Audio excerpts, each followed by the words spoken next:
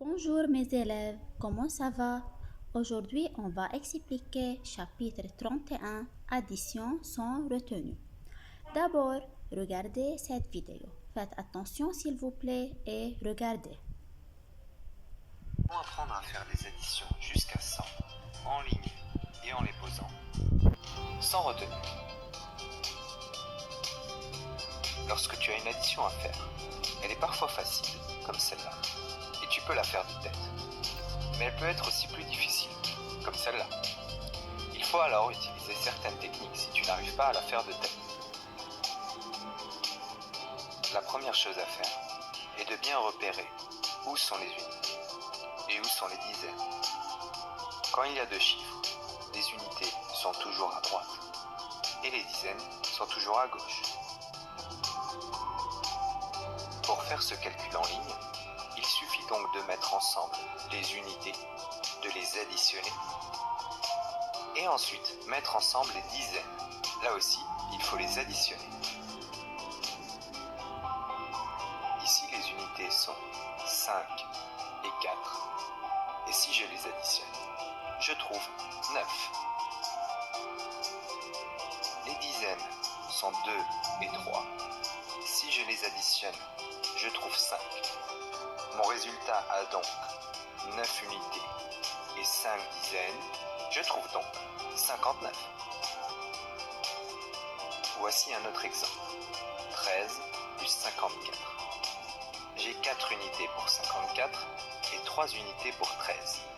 Si je les additionne, j'obtiens 7.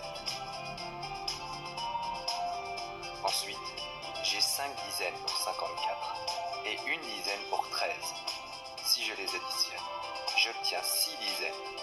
Le résultat est donc 67. Tu peux aussi poser cette addition, c'est-à-dire mettre les chiffres les uns en dessous des autres. Attention, il faut bien mettre les unités sous les unités et les dizaines sous les dizaines. La barre en dessous représente égal. Si tu n'alignes pas les unités et les dizaines, le résultat ne sera donc pas le même qu'avant. Quand mon calcul est bien posé, je peux donc commencer à additionner les unités ensemble, donc 3 plus 4 égale 7, et les dizaines ensemble, donc 1 plus 5 égale 6. Comme avant, ma réponse est 67. Je fais donc la même chose pour l'autre calcul. 5 plus 4 égale 9, et 2 plus 3 égale 5. J'obtiens à nouveau 59. Voici quelques calculs que tu peux d'abord faire en ligne. Alors, comme on a dit, pour calculer l'addition de deux nombres, on commence par les chiffres des unités, puis par les chiffres des dizaines. Maintenant, on va faire page 124. Ouvrez le livre, page 124. J'observe et j'effectue l'addition des deux nombres. Regardez ici, on a une dizaine et 4 unités. 1, 2, 3, 4. Une dizaine et 4 unités égale 14. Et on a ici deux dizaines, et 3 unités. 1, 2, 3. 2 dizaines et 3 unités égale 23. Maintenant, on va faire l'addition de 14 et 23. D'abord, on pose les nombres. 14 plus 23. On met les dizaines sous les dizaines et les unités sous les unités. On commence par additionner les unités. Dans le nombre 14, 4 est le chiffre des unités.